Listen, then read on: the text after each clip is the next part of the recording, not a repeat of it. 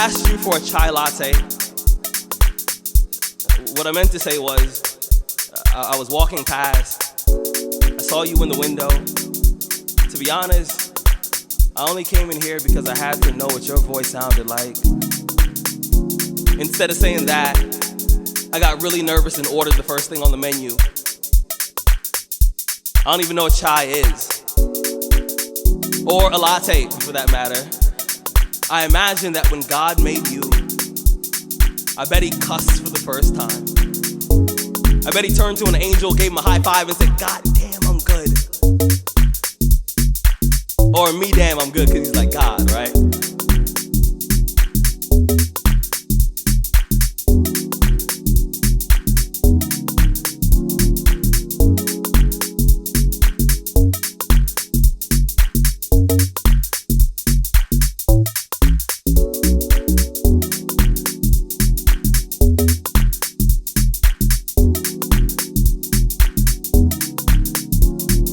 I spent the last 5 days trying to figure out how I'm gonna introduce myself to you properly. I finally figured it out. It's gonna be something like,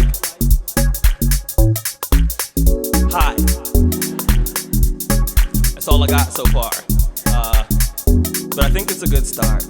I'm gonna be honest, it's not often that I find myself eager to write about love. In fact, every time I try to write about love, my hands cramp. Just to show me how painful love can be. Sometimes my pencils break just to prove to me that every now and then, love takes a little more work than you planned. I heard that love is blind, so I write all my poems in Braille. And my poems are never actually finished because true love is endless. I've always believed that real love is kind of like a supermodel before she's airbrushed. It's pure and imperfect, just the way that God intended.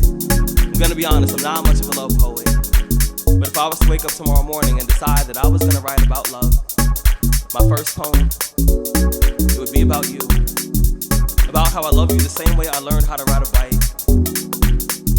Scared, but reckless, with no training wheels or elbow pads so my scars can tell the story of how I felt for you.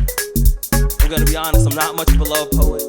But if I was, I'd write about how I see your face in every cloudy reflection, in every window. You see, I've written a million poems, hoping that somehow, maybe some way you'll jump out of the page and be closer to me. You see, I'm not much of a love poet, but if I was, I'd write about how you have the audacity to be beautiful, even on days when everything around you is ugly. I'd write about your eyelashes and how they're like violin strings that play symphonies every time you blink. If I was a love poet, I'd write about how I melt in front of you like an ice sculpture every time I hear the vibration in your voice. And whenever I see your name on the caller ID, my heart plays hopscotch inside of my chest. It climbs onto my ribs like monkey bars and I feel like a child all over again. I know it's gonna sound weird, but sometimes I pray that God somehow turns you back into one of my ribs just so I would never have to spend an entire day without you. And I swear I'm usually not a love poet, but if I was to wake up tomorrow morning and decide that I was gonna write about love, my first poem would be about you. And after all of that, she was like, but how do you feel about me?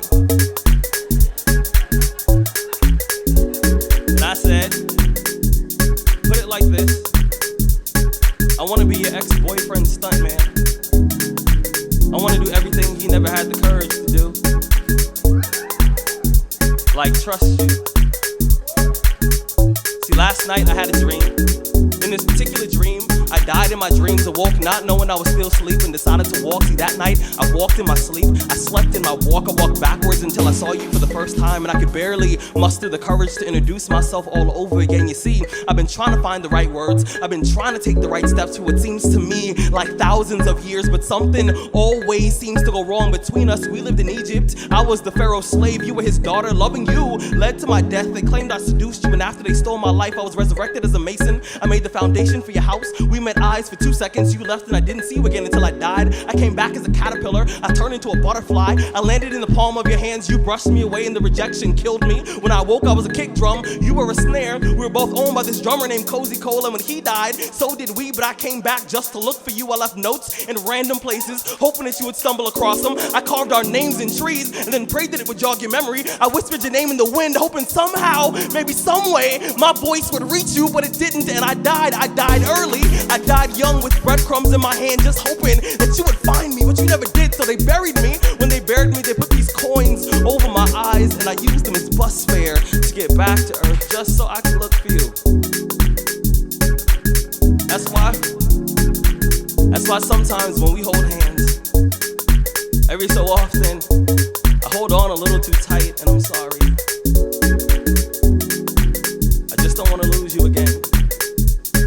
My mother told me, when you find the perfect woman, you gotta do whatever it takes to make sure she stays next to you.